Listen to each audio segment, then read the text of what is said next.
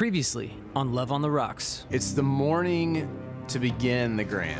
You know, this mountain, we have a turbulent relationship. Like, you have to come into it going, I'm gonna summit this mountain and nothing can stop me. It's about to get worse. What? And in that moment, I didn't know if we were going to make the summit. If we can't make it, there's a bell point and 2 pitches. Well, we should be able to make it, right?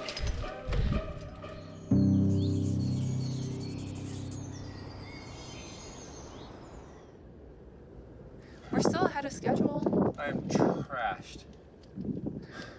Really? So after having a moment and kicking some rocks and just feeling flustered and aggravated, I'm just like, all right, it's go time. Let's freaking do this thing. We have to do this thing. We have to do this thing.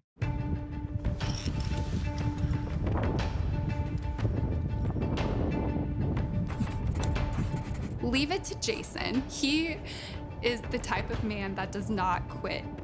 This man's ability to push through exhaustion and physical exhaustion and emotional exhaustion is out of this world. I get exhausted watching him sometimes. Just topped out the crux pitch. It was pretty sketch, like 20 to 40 foot runouts on slab. But I got it, and now Taylor's coming. Get to the friction pitch, which is the crux. I thought it was really fun. You have all these little knobs that you get to hold on to. There's some things that feel a little slippery, but it was pretty solid in my opinion. What do you think? If you can do that, you can do anything, right? For sure. Finally, we get to the V-notch. It's awesome because you have full exposure to the left. So you just you're way up there and it's just kind of jetting out the left edge of the arete.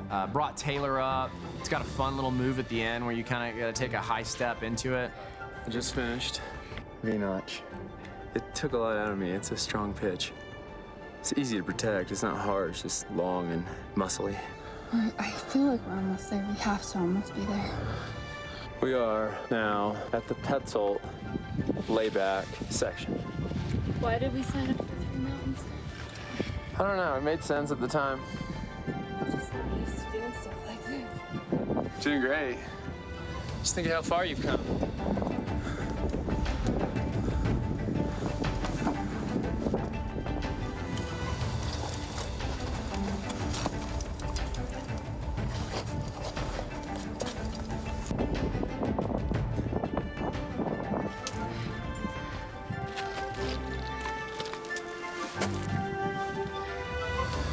Trust it and come on over.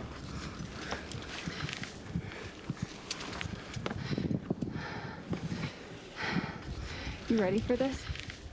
I think this is the part where we both kind of realized, oh, we're gonna make the summit.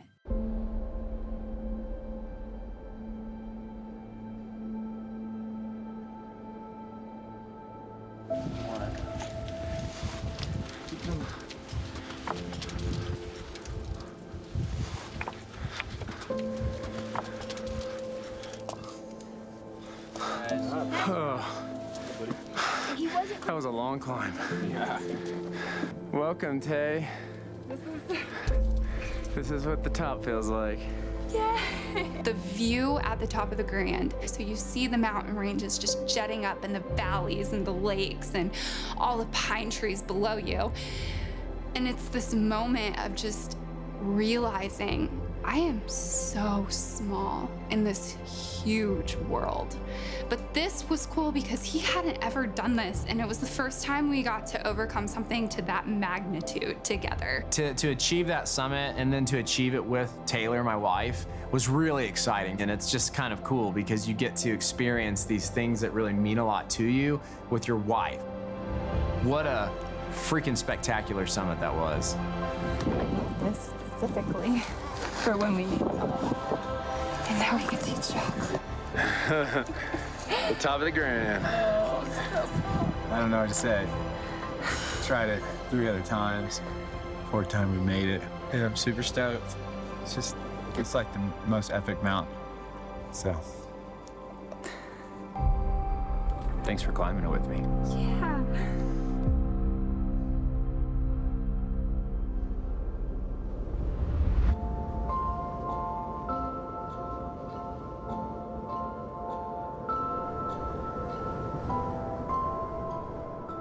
Standing on top of the Grand Teton is definitely one of the highest points of my life. All right, Tay, what do you say? It is one of the greatest accomplishments that I've ever achieved. And it was really fun, again, to just be standing on top of that mountain with Jason. You know, summiting any mountain, there's this moment, you get to the top and you do celebrate, but then very quickly after celebrating, this kind of little looming cloud comes into your mind and it's like, oh yeah, now we have to get down. At the first rappel, Jason's getting the rope ready. You know, one of the interesting facts in mountaineering and climbing is that the majority of accidents actually happen on descent, not on ascent. You're thinking about your energy level to make sure you have the best possible chance of descending, because that is when the accidents happen. Thankfully, there was a guide at the top with us, and XM guides are incredible. And we were kind of just, you know, casually like, hey, do you mind if we follow you down so we don't get ourselves lost in an epic? And he was all about it. He was like, yeah, sure, no problem. Just head on down with us. And the second rappel was a little bit longer. There was a group that was already set up and they asked if we wanted to jump on. Well done. And as we go down, there's another party behind us. We just heard them yelling like, rock, rock, which is pretty much the common term in climbing and mountaineering. That's what you say when you knock a rock. We just had a huge rock. It didn't take us out, but it tried to. Big. Everybody's okay. Over and out. Actually, when you look at the statistics of different reasons that injuries and death happen on mountains, strangely, rockfall is pretty high on the list.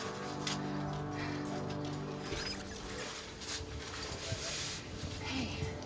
Yeah, I'm peanut butter. Ah, Good job. I'm ready down.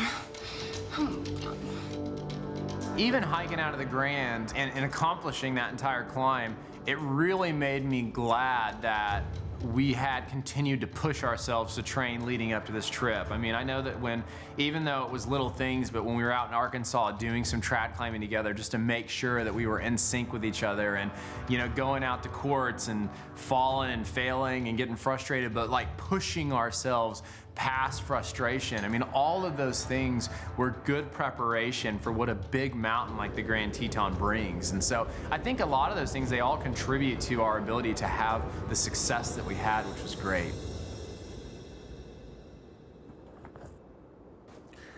All right, it's morning time. We weren't able to film much on the descent because it was pretty rough. Pretty beat up, but we made the summit. We made it. I'm ready to look like a human being again and wash my face. Time to pack up.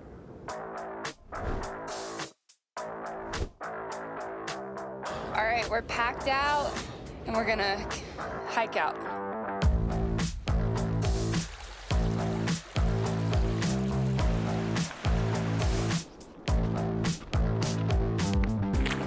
We're almost back to the car. Jason can't even talk at this point. We're back in the car. How you feeling, Jason? Oh man. That mountain, I don't care who you are, that mountain will wear you out. But we're back. We're gonna go get some Mexican food and then hopefully find a place to shower. That's one summit down, 2 more to go. Next up is Mount Whitney in California. But on this episode, Jason and Tayler turn south to explore the state of Utah. They'll make a pit stop at a unique hotel in Idaho. Then it's on to Moab, where they'll rappel, do a little off-roading, and explore Arches National Park. They'll even do a little canyoneering, then spend a relaxing couple of days on Lake Powell in Arizona. But first things first, it's margarita time. All right, we made it to a restaurant. And we're not in Mexico, but I did get my margarita. I've been really trying to take myself to a beach in Mexico drinking a margarita. How is it? It's really good. Do you have any words to say it'll be your first meal not in the mountains? I'm so excited. After a celebratory meal, it's on to Utah. But first, a quick detour into Idaho to spend the night at a special hotel that Tayler found. Best thing about road trips is you can be driving and see something super cool and just pull over because you're on a road trip. I love how on road trips you kind of get to take little detours every now and then that lead you to really beautiful places. So we're headed to Utah. We take kind of a weird route. We cut out of Jackson Hole over into Idaho. We had booked this unique stay on the way south in Idaho in a potato. I was really excited about this. The potato itself was designed by the Potato Commission Committee for their 75th anniversary, where this gigantic potato was gonna tour around on this red truck through different states. The potato toured the country for 7 years before it finally retired. Christy Wolf, who is an incredible builder, she ended up getting this potato and converting it into this tiny home. I was so pumped to go to this tiny home. What is that? Legitimately a potato. Wait, this is where we're staying? Oh. Oh my gosh. Look at this. Look at this place. It is a Taylor Swift vinyl. Oh my gosh.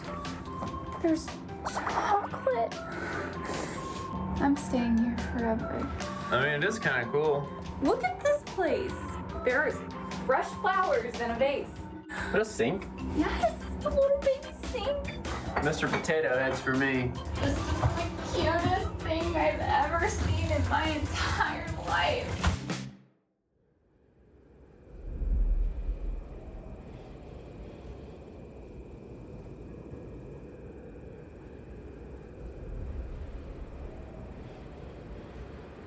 Rise and shine. Good morning. Did you sleep good? Yes, I slept amazing. All right, we're going to shower in a silo.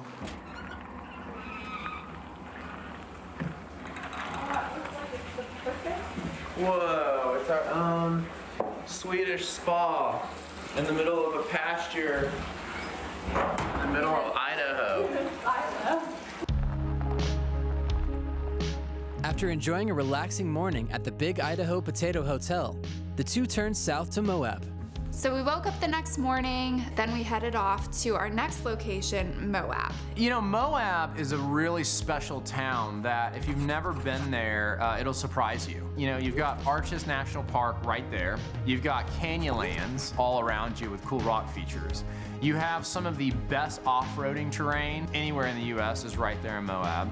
You have outstanding rock climbing. And then on top of that, Moab itself is this cool little town that has tons of little restaurants, lots of hotels. It's a great little epicenter in the West to go play from. It's a fun destination for sure.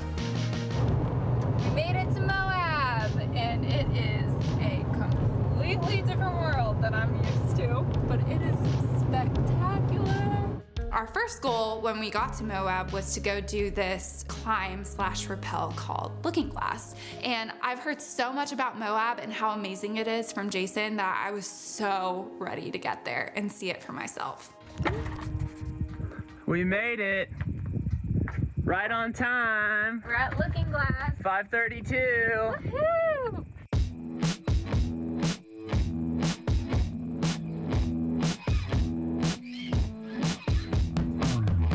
It's a very, very cool feature. It's like this super easy climb that's about 150, 200 foot long up the side of this arch. How's pitch one? Oh man, it was crazy. I think you climbed it in maybe a minute 10. It was awesome. Time for the next part. It was gorgeous. I mean, the desert is such a different feel than Wyoming. It was really awesome to go from an environment like Wyoming to an environment like Utah. See if I can keep up with you. Oh man. What?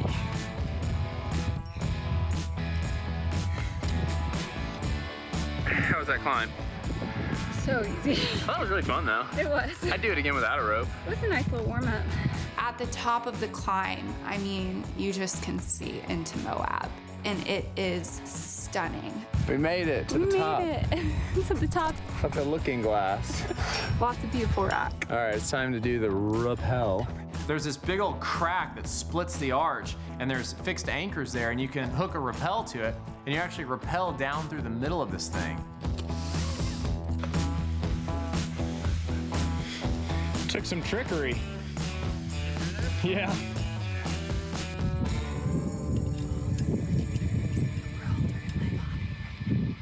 I still know.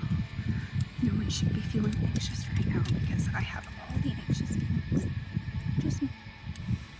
And I watch her bone fall out of her right pocket and just disappear down a cliff that goes and goes and goes.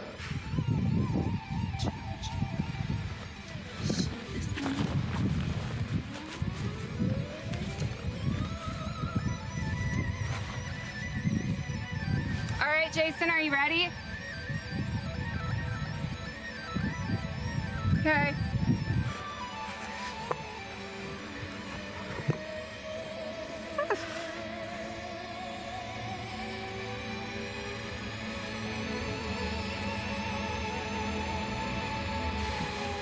This is pretty cool.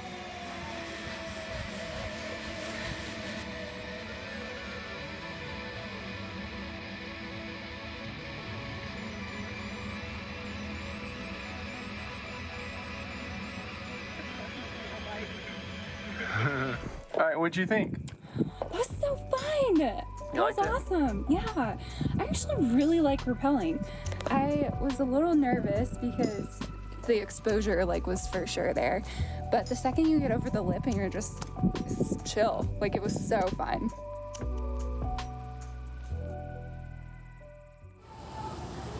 So we woke up this morning and what you doing? Swimming. We're supposed to be rock climbing, but instead we're swimming. There's a rock there. Yeah, see? We're rock climbing. All right, so we were supposed to be climbing this morning. We were gonna do Ancient Art, a multi-pitch. But then last night, we felt tired. And we're feeling pretty beat up. And we're feeling pretty beat up from the mountain. We're game planning some other activities in Moab. The other thing that we were evaluating was the temperature. I mean, it was a lot hotter in Moab, than it was obviously on the Grand Tetons. So it's like, do we want to go get in 100-degree weather on this big trad climb that's super famous, and there's likely to be a bunch of people climbing on it? So we get in the Jeep, pack out of there, we're driving through Moab, and we see these ATVs on the side of the road that you can rent.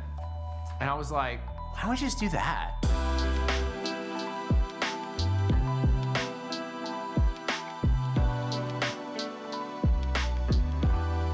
I love you, Jeep, but we're switching over. Hey, is this better? Is this okay since we're not rock climbing? We're gonna go this little dune buggy thing. You excited? Yes. All right, we're going to Hell's Revenge.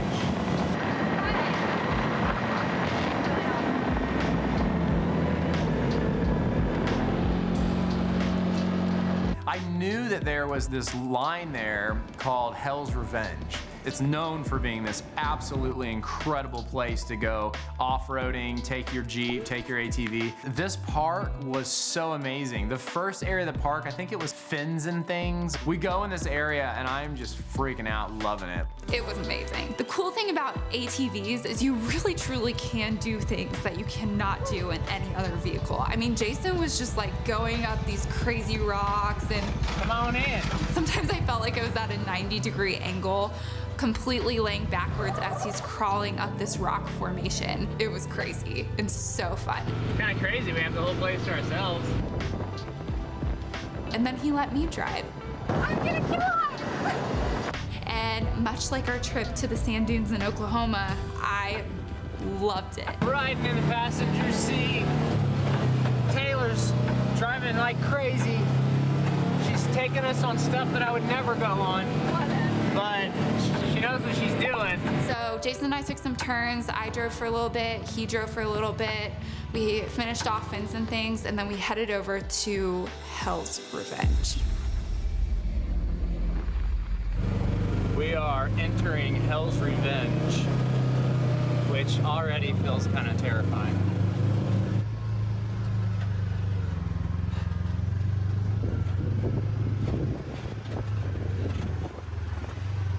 Don't want to drop off there. That was intense. I mean, it was very intense. There was areas, there was a guy in there in a Jeep Rubicon, but I was like, I am really glad we didn't bring ours in here because I would have been terrified. Don't want to stop now. But we were crawling up stuff like that vertical. It felt like we were gonna roll backwards, but we just kind of held our breath and climbed up it real slow, and we went pretty deep in the park, and then we actually had brought some wine because we thought, why not have a little picnic in the middle of the desert of Moab? Wine and cheese in the middle of Moab My butt is burning, but on Hell's Revenge. which is fitting since it's 500 degrees out. It is about 106 right now, which is probably not a comfortable temperature for most people to have cheese and wine, but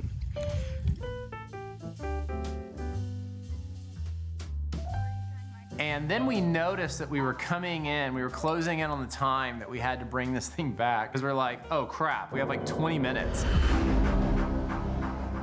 And we're deep into Hell's Revenge.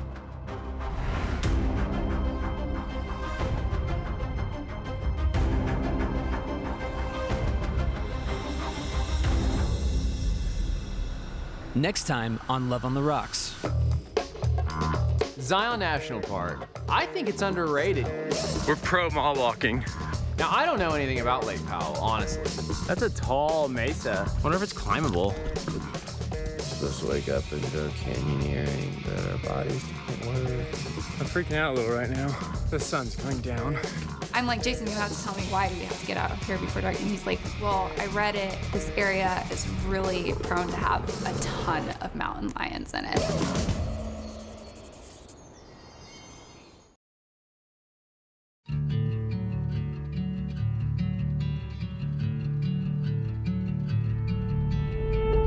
Close my eyes, you're looking back at me. As real as autumn air, I take and breathe. Try as you might, but you can't hide from me. I know all the beauty that you keep.